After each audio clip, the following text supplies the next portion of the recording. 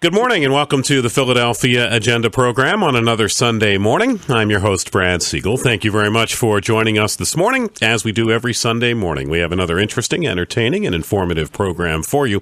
In the first half hour of our show this morning, we're going to talk about the hiring predictions for 2016. And if you're a regular listener of the Philadelphia Agenda, you know that we did this show right around this time last year, when we did hiring trends and predictions for 2015. So I thought it would be a good idea to bring Dr. Tracey Wilen back on the program here this morning to look at what her hiring trends and predictions are for 2016. So, Tracey, good morning. Welcome back to the program.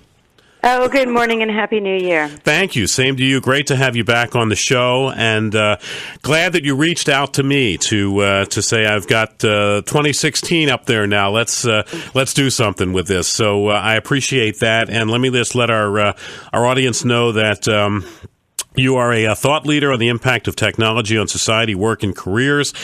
Scholar at Stanford University. Your book is Employed for Life, 21st Century Career Trends, and you've appeared on a number of media outlets nationally to talk about the trends and the impact of technology on careers and jobs and that sort of thing. So we appreciate your expertise here on the program this morning. So as we move into 2016, what are some of the things that you're looking at right now that seem to be trending in terms of hiring that people might want to look at a little more closely? Sure. In 2016, I have 5 major predictions for job creation and opportunities. One is aging. The fact that we're aging can be and is big business. 2 is security is, sadly, I say, a safe bet. Technology will continue to trend, and I have some of the newer technologies where investments are being made. Blue-collar and skilled workers are still in demand, and micropreneurs and micro-businesses will continue to grow and thrive. Now, where were these, and forgive me because it was a year and I don't remember what I did yesterday, where were these in terms of what we talked about at this time last year of what we were looking for 2015? So in 2015, I think the big prediction I made, which you can see in the news every day, was on the on-demand economy, the sharing economy, the peer-to-peer. That's the Ubers, the Lyfts, the Airbnb. And a lot of the hosts just said that's nuts. And actually, it's not only thriving, but a lot of people have found employment in this new sharing economy and on-demand economy, but there's many other businesses in it as well. It's not just limited to transportation anymore. It's also multiple kinds of services. So I think that whole ecosystem is continuing to thrive.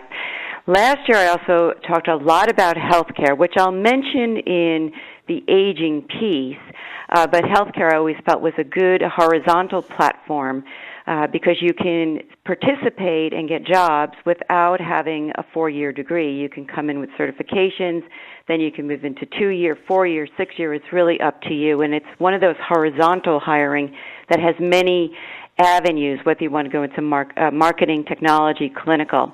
And I think that one will continue to grow. And I didn't repeat that one. I'll talk about it. The third one that I really emphasized with security was more on cybersecurity. And the case in point of that is, the Sony hack attack that happened last summer, and Bloomberg, in fact, dedicated a whole magazine to the importance of cybersecurity, but security has really grown beyond that now, but was a big job creator and will continue to be. So I think we had a lot of hits with our predictions in 2015, and I do this to open up people's eyes that many times we just look at the same job boards, we look to the same companies, and we look to the same neighborhoods for jobs, but there are trends that are occurring that will continue to create jobs for us in the future if you keep your eyes and ears open, particularly to the news. You bring up an interesting point, Tracey, and that would be that you said neighborhoods, that people seem to find a comfort zone of where they want to search for a job, and maybe that comfort zone is no farther than 20 miles, say, outside of their home. How prepared should they be to even possibly pick up and move to other parts of the country in order to be able to create some of these jobs that we're going to talk about here this morning? Yes, well, actually, if you talk to recruiters, they'll say that you expand your opportunities immensely if you're willing to move, commute, or relocate for jobs, particularly if you live in an area like I do. I'm in the tech sector, right, and we go through cycles.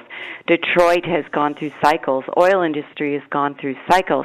But the other thing I would encourage people to think about is if moving is not an option for you or commuting out of state, also think about things that where you can work from home. Mm-hmm. And this is legitimate businesses, and a lot of people have exceptional incomes from working at home, but you have to tap into the companies and have that mindset that that is a real job. A lot of people think you have to go to an office to have a real job, and the landscape has changed. I'm just going to look at it from the other point of view.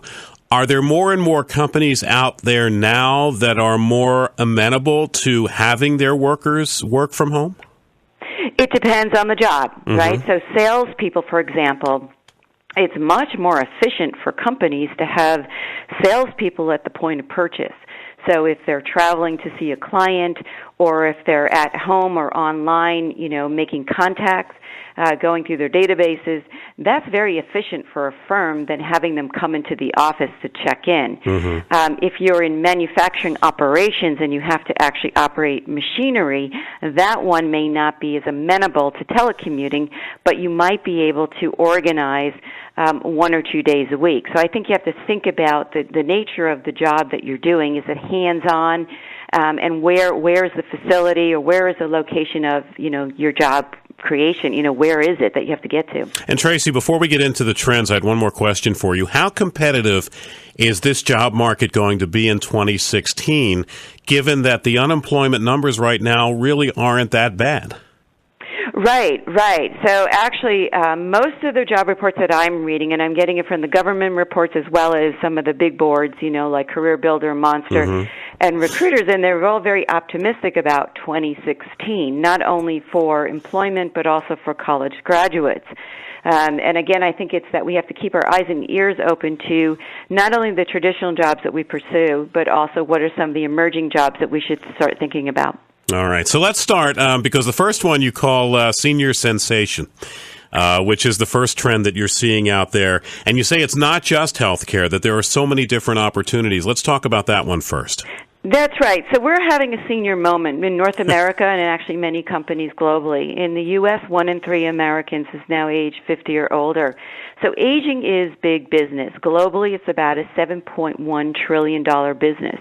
The U.S., we have over 100 million people over the age of 50. That's a market segment. And in itself, it is creating jobs, because as a market segment, the 50-plus, our boomers who are really redefining retirement are creating demand in different areas, whether it's where they live, how they spend their time, their health, wellness, and fitness, mm-hmm. right? And so there's so many jobs that are being created, and all ages can participate. So I almost look at it as another one of these large horizontal platforms that many people can participate in. Do you find that that members of the senior population who may be looking to whether they have been downsized maybe from somewhere where they've been for a number of years, they can even jump into this segment as well? Yes, and I'll give you 3 examples. Actually, I'll give you 4 examples. One is a real estate agent who I met who reinvented herself as a 50-plus mm-hmm. to be a real estate agent for retirees. I met a financial planner he was 50-plus, who reinvented himself and focused on financial planning for retirees. The third one is a personal trainer who is 50-plus, living in L.A. in a very competitive market for personal trainers, reinvented himself as a personal trainer for retirees with Parkinson's disease. He's even specialized and got an extra certification. And the fourth one, of course, is, this whole on-demand, the Airbnb. A lot of people in the Bay Area, because it's so expensive, retirees actually rent out rooms for incoming events and conferences, as well as many are Uber and Lyft drivers. So I think there are opportunities for people. In addition, for people 50-plus, I would look at age-friendly sectors. So that's the public sector, government, right, universities, and healthcare systems, because those naturally welcome different age brackets into their jobs. Now, the common conception out there, though, would be that it's tough for somebody in that age group to go out and find work. But you say that there would be availabilities of jobs out there for people 50 plus? Oh, yes. I mean, I just met a woman who was actually out of work raising her children and re-entered the workforce at 65. Really? And I asked her, how did she do it? And she said through networking. So she went back to previous managers who were still working, right, so they're older than her, and asked them to help her network into whether it would be a temp job, a part-time job, or a contract job, and she networked herself into a university, and in IT started as a contractor and now is full-time. I have a second individual just told me that at age 70, she secured a new position for a boutique consulting firm.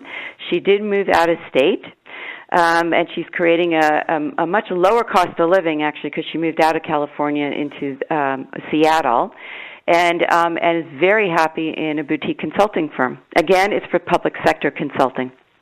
You have some certain subsets, I guess, underneath what you call senior sensation, and one of them is living spaces. And I remember a time when it seemed like there was a pharmacy, a CVS, a Walmart, a Rite Aid going up on every corner. And now it seems like retirement communities are going up almost on every corner, at least around here. That seems to be a really booming industry right now. It is. In fact, I went out and visited many of these adult communities, and they are fascinating. A lot of them are like full-time resorts, which creates all kinds of jobs, because they have golf, they have tennis, they have swimming, they have lectures, they have gourmet dining and restaurants and a whole host of activities, and you need people to work in these places. In fact, some of the places I visited have waiting lists for 5 to 10 years, and because some of them are quite premium. So the whole idea of having adult communities, not all are focused on health. Some of them are just focused on a theme. It could be hiking, flying, wine tasting. Some are assisted living, and more communities focus on medical, so then you need medical personnel. And actually, I've met a lot of retirees who've just said, I want to retire at home. And that in itself is creating jobs because they're bringing the services in. Whether it's for cleaning, for landscaping, for cooking, and even for home health aides. So each of these choices creates jobs. And you also had wellness on there as well. And we had done a show not too long ago, and I know physical therapy is a booming industry right now. It is. In fact, it's hitting some shortages. It's expected to have a gap of about 33,000 in 2016, but it's demand for registered nurses, personal health aides, personal trainers, caregivers. In fact, a lot of the franchises coming out in the market today are all focused on people who are aging and retiring at home, and also on fitness and wellness. Pretty remarkable what's there. And then seniors, of course, if they're retired, are looking for things to do if they're not still in the workforce, and that lends itself to a lot of travel, to a lot of activities tangentially related to seniors who are getting out of the house and going places. That's right. You know, baby boomers are completely redefining retirement, and the AARP, American Association of Retired Persons, is estimating that just travel alone will grow 36% over the next 10 years just from retirees, because they have time on their hand and they're spending money and they're doing their bucket list. They want to go out and they want to see the U.S., they want to see the world. And all of that creates jobs, transportation jobs, hospitality, hotels, restaurants, tourism. A lot of services there. So there's a lot of upside to people living longer, isn't there? Well, there is. Yeah, there is for the people who tap into this trend, and that's what I try to do. Is here's a trend, take a look at it. How can you find an opportunity at their trend, no matter what age you are? I mean, it's pretty remarkable when you think about it, because younger people who are looking for jobs kind of count on the fact that as people get older, they start to leave their jobs, which would create job openings. But now people getting older and older, living longer, some of them are deciding they want to work longer. So some of those jobs are not available for the younger kids that are out there. That's right. That's right. So yes, our baby boomers who are working want to stay working, and why shouldn't they? If they are able to and enjoying it, and so us, who are not in that category, need to start looking at other places to make money. I mean, this segment, by the way, is broken down into the young old, which is age 65 to 74, the old, age 74 to 84, and the oldest old, which is 85 plus, which, by the way, is the fastest growing market. So not only is it a market segment, but it has subsegments. That's how large it is. Pretty remarkable. Let's move on. Let me look at the trending technology or trendy technology. What do you have in that area? So I have three that I look at. Artificial intelligence, that's in the news a lot. That's where a lot of investment is going. Just think about your smartphone. Not only can understand you, but can also maybe hypothesize and learn as well. So Siri will talk back to you even more. The immersive technology, so I think a lot of people are familiar with Oculus now, a lot of the augmented virtual reality and the gaming technologies. And the third one is robotics and drones. And I think everyone has seen in the news drones. They might even have gotten one for Christmas, but they have come to a point where they're actually finding use for them, other than Amazon wanting to deliver packages in 10 minutes or less. But they're used in surveillance, in farming, in disaster recovery, in a whole host of areas. So I think these are the three technology areas that I would keep my eye on. So in those areas, do the people going for jobs in those areas necessarily have to have an advanced education, degrees to get into those areas, or are there some positions in those technology areas where they don't? No, and let me just pull out a couple of cases. So for drones, they need people who actually know how to fly a drone. I mean, most kids know how to fly a drone these days and know how to train people to do it. In the immersive technologies, I'm not sure if you're familiar with Twitch and YouTube. There is actually people who play games and get paid through subscribers and endorsements to have people actually watch them play immersive games. It's very hot now. It's like watching a cooking show. And that has moved on into esports, and that will be the next big wave of sports. In fact, I was in Las Vegas a few weeks ago, and they said that's where the new trend is for millennial gamblers. You'll have sports teams who play each other on big screens in stadiums, immersive games, and they'll have T-shirts and logos, and they'll have all the same kinds of endorsements and fringe benefits that like sports teams do, NFL or baseball teams, and that this is the next wave of actually they see gambling as well. Really? That is fascinating. It is fascinating because it's actually the biggest unheard of sport. If you see it and look up in the trends, it's a big deal. And a lot of not only the tech companies are jumping in, a lot of the consumer product companies are jumping in for sponsorships. Did you go to Consumer Electric CES? Not this year. So last year. I remember. I thought you were there last year, right? Yeah, it was so crowded. It is so crowded now, so expensive, that I just decided that I could do better by watching it rather than actually fighting the crowds, because I couldn't get into a lot of the different forums. And this year, like last year, it's really turned into an auto show. Robotic cars, autonomous cars, electric cars. In fact, they said they had a drone there that could fly a human. So very interesting. So do they stream a lot of that you're able to watch it? Yes, you have different, you as a member, so I'm a member, and you can go on and you can watch different snippets and get little video plays, or you can get the whole portfolio if you want of the keynote speeches. Without hitting the plane and heading out to Vegas. Pretty cool. Security, you've got that on the list as well. Talk to us about that. I do. So the three categories is counterterrorism, physical security and protection, and cybersecurity. Now, cybersecurity I did mention last year, but after I mentioned, I got so many calls from actually firms that were saying they were in demand for people to work and be ethical hackers. The job growth is 12 times faster than the overall market, so I think that one will continue.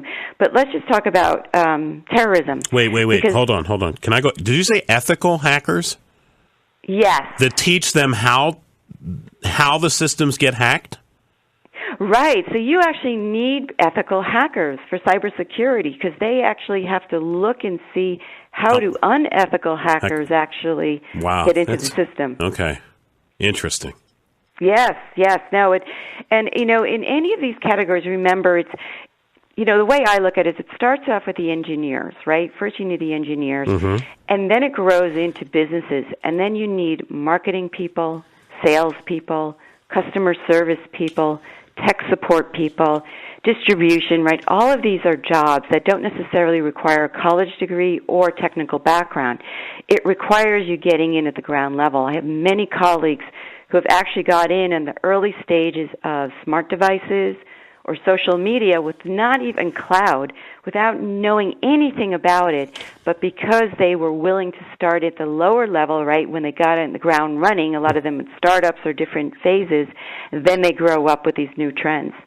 Physical security and protection. Home security, personal security, is that the area? It's everything. In fact, it's expected to be about a $25 billion business in 2016. Just think about it.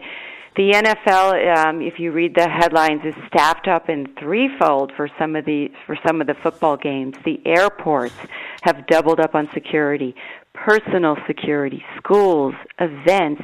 We have always had a need for security, but it's taken on a new light. People are nervous, and people are acting, and reacting by stepping up security. And that doesn't require a college degree. That requires people who understand security. And I have a lot of military colleagues who say this is a perfect avenue to put together, because a lot of people in the military were groomed in security or trained in different areas of security in addition to their skills, and this can be an area for them to participate or branch out. Blue-collar and skilled workers, you say there's going to be a need for them this year as well. Yes, in fact, some of the job reports that I've noted that by 2017 there'll be an estimated 2.5 million new middle-skilled jobs expected to be added to the workforce.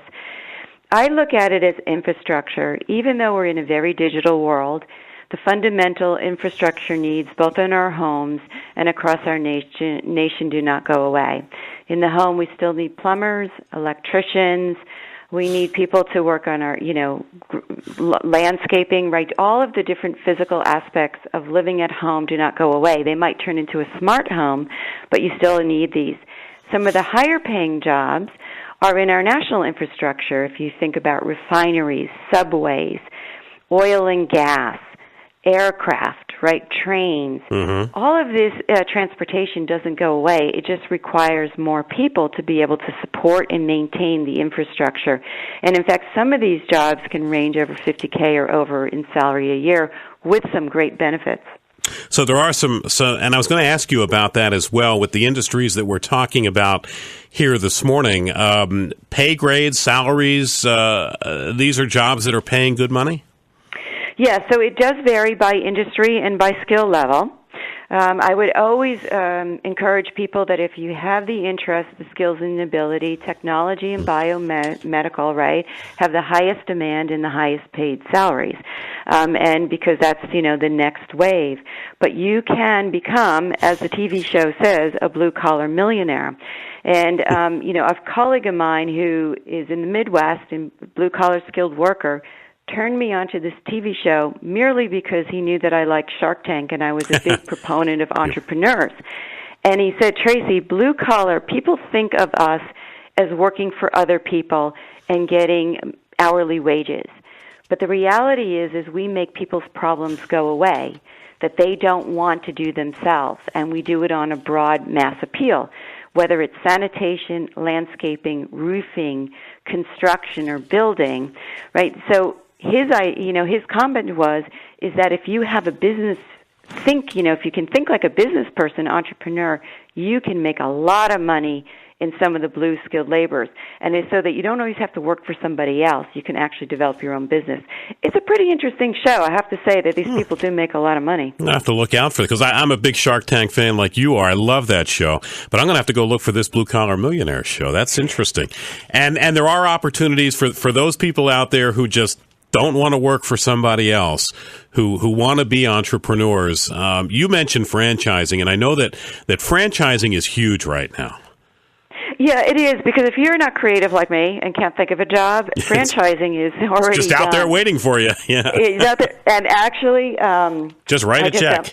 Right. Bloomberg just published every January they publish, the hottest franchises, and they categorize them, and they show you what it cost. The lowest cost one was actually $500 because it was a digital type of franchise. But some of the things that I noted on the low end was cruise planners, right? And I'm sure that's servicing our aging population. Travel, right. $2,000 to get in. And you remember with a franchise, you have some operational support, you have some marketing support, you're running your business. I mean, there's definitely a cost there. A lot of franchises around the home health care, visiting angels and home watch, and a lot of cleaning. From everything from maids to janitors to professional cleaners. And all of those were pretty much on the low end. Now it can go very high end with food franchises like McDonald's, but you can think of things in the health and fitness, right? So this is another area. There's a lot of franchises, but actually a lot of women are owning franchises, particularly in the health and fitness area. And that's, to me, something that people may have said, I wish I could run a business, but I can't think of one. Well, there are a lot of opportunities out there too. I was very intrigued by a proposal that JetBlue Airlines put out there a few months ago about pilots, where JetBlue was asking the FAA for, permission or regulations, guidelines, because they wanted to go out and just recruit people to become pilots. They wanted to put them through their own training program to learn how to fly commercial airlines. And I thought about it for a little while, and I said, I'm not necessarily sure I would be one of the ones to get on the airplane with one of those pilots. But then it occurred to me, I guess, that there's a mandatory retirement age for pilots, and maybe that's an indication that a number of our pilots are getting close to that age where we may end up having a pilot shortage in this country. Because they start to reach that age, and there are no other pilots coming up behind them. Yeah, so I didn't catch that story, but I would question that as well, and because the U.S. has such strict guidelines for pilots. But I was aware that they do have mandatory retirement, so I really can't respond to that one. Yeah, that's what I was wondering, if that's where they were going. So there's a lot of opportunity right there out now for 2016. I mean, we covered the gamut of the 5 that you listed for us, Tracey, at the beginning of the program. Is all of this, if they go to TraceyWilen.com, what will they find? So if you come to TraceyWilen.com, or I have all of the information posted, but pretty much it's whether it's the books, the blogs, or linking you to past shows or TV or radio. So there will always be information available for you, and you can reach out to me on a number of venues, LinkedIn, Twitter, which is @TraceyWilen, Facebook, Dr. Tracey Wilen, or just email me at Tracey@TraceyWilen.com, and I'm available and love to link with people. As we said earlier in the program, it's a competitive market out there, and any edge that you can gain in an effort to grab a job is certainly going to benefit you in terms of getting that job and getting that employment. And sometimes you got to do a little research and find out where those jobs are going to be and where those trends are. And hopefully, Tracey gave you a little bit of a head start here this morning on what 2016 looks like and some of the areas you might want to go research and go look at in terms of jobs for this year. Tracey, it's always great to have you on the program. I'm glad you reached out to me for 2016, and hopefully our audience will benefit from this as well. Dr. Tracey Wilen joining me, and again, the book is Employed for Life, 21st Century Career Trends, and TraceyWilen.com, TraceyWilen, TraceyWilen.com, if you want to reach out to her on the web. Tracey, always good to talk to you. Thanks for joining us. Thank you.